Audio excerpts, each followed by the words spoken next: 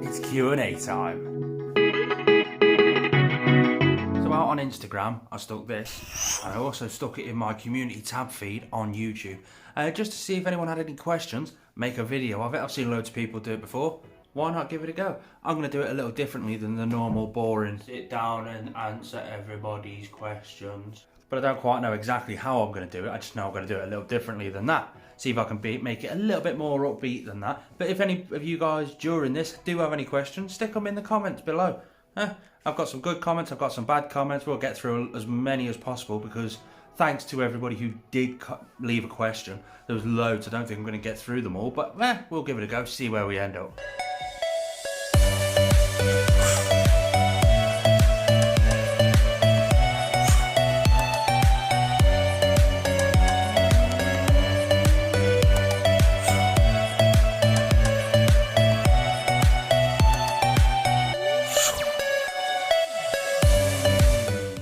Question 1 comes from somebody called Kata. I'm sorry if I get anybody's names wrong on this whole question and answer thing. I'm not good with reading, but it comes from someone called Qatar. How did I tame my Savannah monitor? Hugo isn't tame. He's tolerable. He tolerates me, but you ain't gonna get an extremely tame Savannah monitor easy. That's a big thing. You're not tame, are you, buddy? Are you, mate? Stop sticking your tongue out. You're just going to have to work with them constantly. Show him or her, whichever your Savannah monitor is, that you're not a threat, and that takes a long, long time. But the second you do anything wrong, or he gets scared of you, or she gets scared of you, you try and grab them and stuff like that, they're not going to trust you from that point onwards. They are very, very intelligent animals, and they're just not going to trust you if you show them that you're basically a predator. If you're after him, if you're grabbing him, if you're shooing him away all the time, if you're not feeding him properly, and so on and so on and so on. Show him that you're his best friend, and he will reward you by being a lot more tolerable of you. Next question comes from a subscriber by the name of B Pullman 005. What was my first pet? My first pet reptile was Diego. He is a standard, normal, bog standard, absolutely amazing, normal bearded dragon. Absolutely amazing creature. He was the first one I ever got, and he is absolutely amazing, as you would expect any reptile to be, really. Let's go on to the next one. This question comes from Danny Spillane. I don't know, Danny Spillane. This was a good question, one of the not so positive questions. Why do I keep doing the dramatic turns? Now, you're gonna have to comment below and let me know what you mean exactly by the dramatic turns. Is it every time I do a clip, I'm doing that?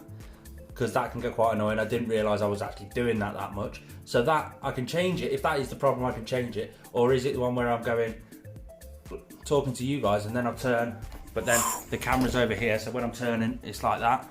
And so on and so on and so on. Let me know exactly what you mean by that so that I can change that accordingly. And let me know if anybody else, if it bothers anybody else, just stick it in the comment section below.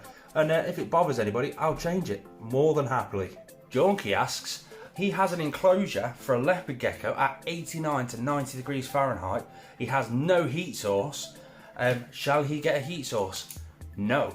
What you need to figure out, or this is just my opinion, if anybody has got another alternative, stick it in the comment section below. But for a leopard gecko, the hot side should be 89, 90 degrees, there or thereabouts. What are you doing about a cold side? Ow, I've just hit something. What are you doing about a cold side? Because leopard geckos thermoregulate their own body temperature. So if they get a bit warmer, they come up. If they get a bit cold, they come up the warm side. If they get a bit too warm, they'll go down the cold side. If your enclosure is 89 to 90 degrees Fahrenheit throughout, then there's no cold side for them to thermoregulate correctly. So you might want to look into ways of cooling down one side of the enclosure. Maybe some sort of a fan system. If it's added heat from above, maybe put some shaded areas. If it's got the sun bouncing into the enclosure, maybe turn the enclosure sideways so the sun's only hitting one side of the enclosure. There's loads of ways around it, and you can pick whichever way you want to use, but maybe do some research into how you can cool down one side of the enclosure. Let's go on to another question from Fish, or it's F1SH Fish. That's a strange name. It's an inventive name, I'll give you that. How many reptiles or how many pets do I have? that's another big question as well, because what do you class as pets? Obviously, I breed dubia roaches, I breed superworms. Are they classed as pets? I breed leopard geckos. They're all, well, some of the babies there are actually up for sale. So do they class as pets? It goes on and on and on. Actual physical pets, I've possibly got, it's too many to count, 35 I think, including all the tarantulas and the scorpions and so on and so on and so on.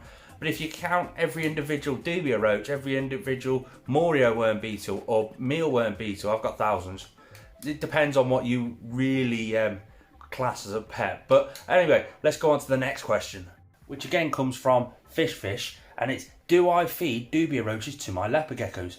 Yes, 100% yes. You want to be able to give your leopard geckos, any of your reptiles, a massively varied diet. So one day they might get dubia roaches, the next day they might get mealworms, they might get superworms, so on and so on and so on. Sometimes you even vary it on the day. So one day they might get dubia roaches and superworms and stuff like that. So yeah, dubia roaches are extremely healthy if they've been reared up healthy. So if you want to learn how to gut load any of your feeder insects, I'll stick a card just up here. Click on that and that'll take you through to a video where you can learn how to gut load your feeder insects healthily so that your reptiles are eating healthy as well. Makes sense in the long run. Joshua Mayobayer, he asks, will I ever visit NYC? I'm assuming you mean New York City. And straight up, I can't see it happening, to be totally honest. I could barely afford to put food on the table. I don't think I'm going to be able to afford the flights and the hotels and everything while I'm over there. So unfortunately not.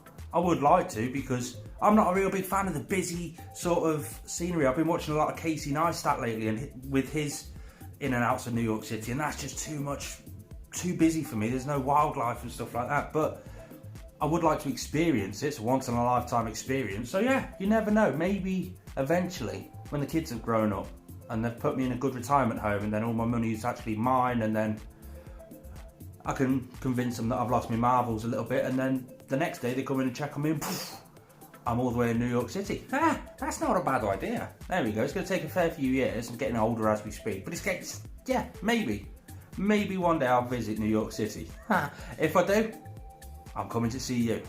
Angel Bugs Artie, she asks a intelligent question. What got me into reptiles, or who got me into reptiles? That's a big story, and I'm going to have to go outside to tell you that one. If you're listening to this, Angel, stick a comment down below and I'll pin it to the top comment so people can find your channel, because guys, she's got a great little channel. She's always at the shows, meeting up with all the subscribers. I'm always seeing her out and about. She's got a great channel, so go and show her some love. But let's go outside and continue this one.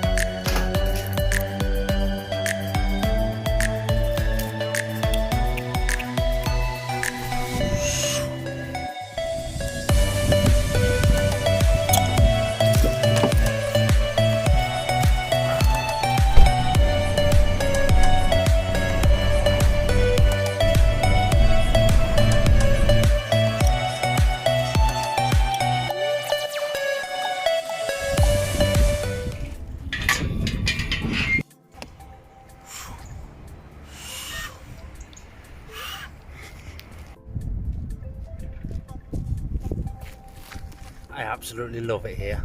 Let's go and have a look around. Just back down the canal. If you're a general subscriber of this channel, you would have seen this place millions of times before, because I absolutely love it. But back to the question in hand. God, my face is so dark. Back to the question, what got me into reptiles? Well, that was my son Jacob, believe it or not. I've always had a fascination with the animals, but it was Jacob that got me into it, mainly for keeping it on a large scale like I do.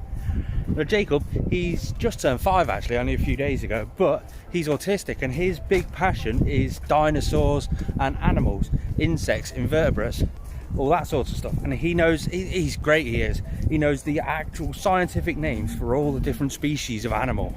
It's absolutely fascinating. But with Jacob's passion and his knowledge, got me deeper involved in it, and I just kept getting deeper and deeper. Me and him bonded so much over it all, and it's absolutely amazing. But he is the reason solely. He's a little apple to my eye. I love him to pieces. He's my son. I mean, just check this out. We've just come back off holiday, and on holiday we found a reptile house. They had a massive tortoise, and he took it for a walk. It's absolutely amazing.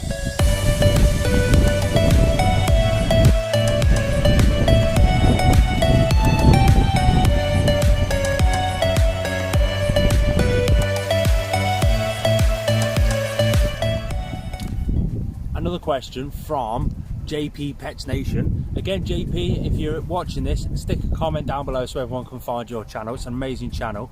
And my face has just gone dead dark. Ooh. He said, what was it like going from a reptile keeper into a pet YouTuber? I hate that term, pet YouTuber, because I just don't agree with it. Pet YouTubers tend to buy a lot of animals just for views and stuff like that, and I just don't do that. I'm more reptile education, or at least that's how I want to come across like. But yeah, it was nothing special. When I was doing my research on specific species, there was just so much bull out there. So I figured I'd put my point across and try and do the best reptile education that there is out there. And I'm hoping I'm doing that. I don't know whether I am or not, but I'm just having a bit of fun along the way as well. What more can you want? He also asks, what got me into invertebrates? Again, the same as my reptiles, it was Jacob, my lad. He absolutely finds them fascinating. So that's what started me into them. I'm scared of some of those inverts, but they're absolutely fascinating. It's something me and him can bond over, which I find absolutely fascinating. Now, the next question comes from another amazing YouTube channel, Deadly Tarantula Girl. Again, if you're watching this and you're in the comments, stick a comment down below so people can find your channel. But she asks me, what is the difference between herp in the UK to over in the USA? She's a big avid herper in the USA, so I don't find much difference in it. The only difference I can really point out is that in the US you have a lot more reptiles, because we only have, I think, 3 species of snake and 2 species of lizard, and they're only small lizards, whereas in the US you've obviously got so much more out there. You've also got a lot more rules and regulations over in the US, especially around like the Florida Everglades and stuff like that. You see a python, you've got to kill it. Here we don't have anything like that. We're more for invertebrates. If we find any sort of snake or lizard, bonus, that's absolutely amazing, because they are quite rare around here. The community sort of backs up everything. If you need any advice here, people will always point you in the right direction to an extent. But yeah, that's that one answered. Let's move on. So the next question comes from Sheila Stewart. She's recently got a Savannah monitor and it's got a couple of missing digits, a couple of fingers missing. Will they ever grow back? Short answer, no.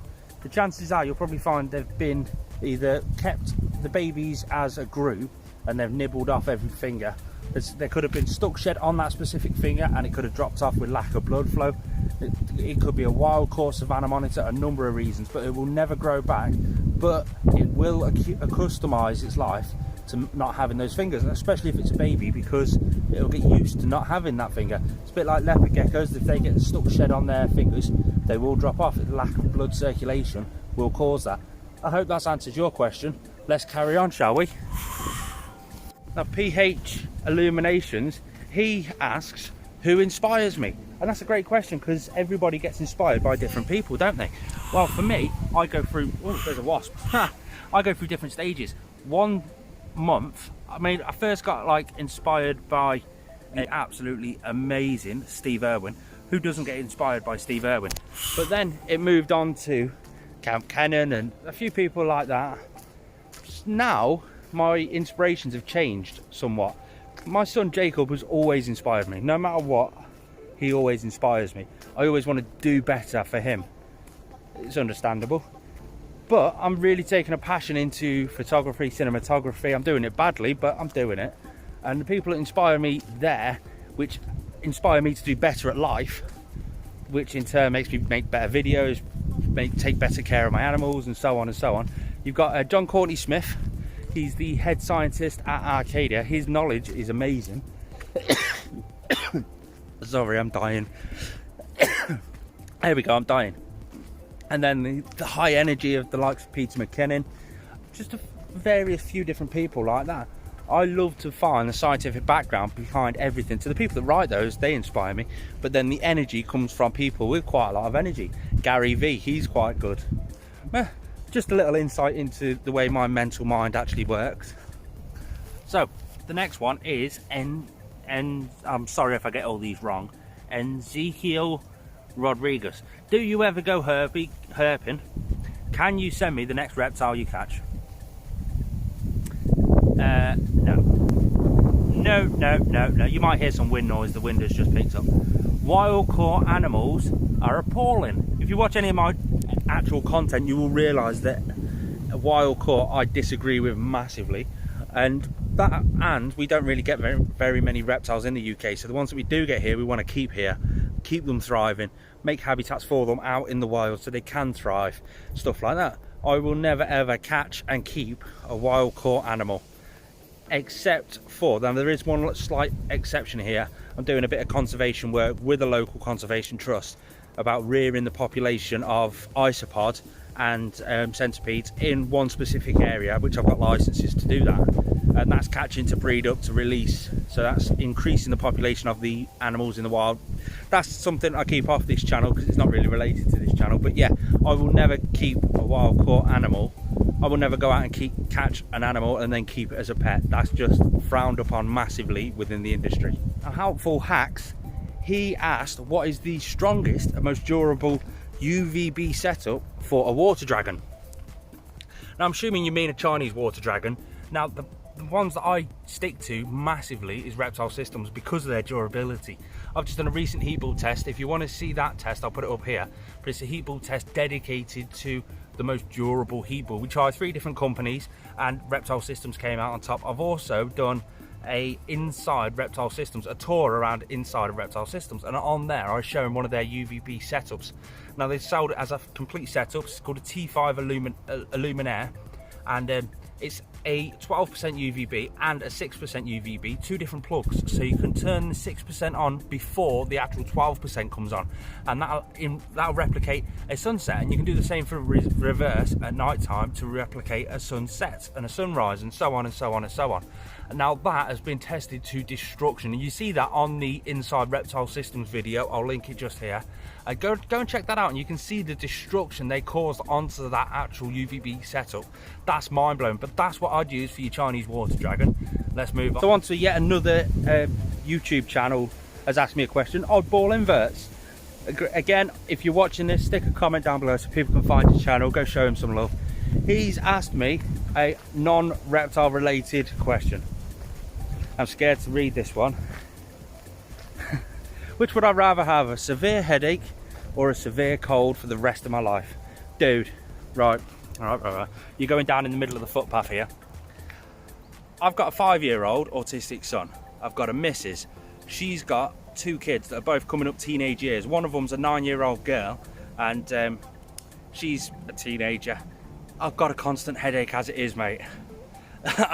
I live your hell.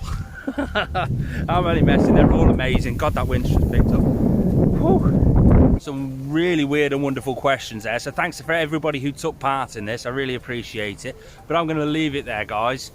Peace out.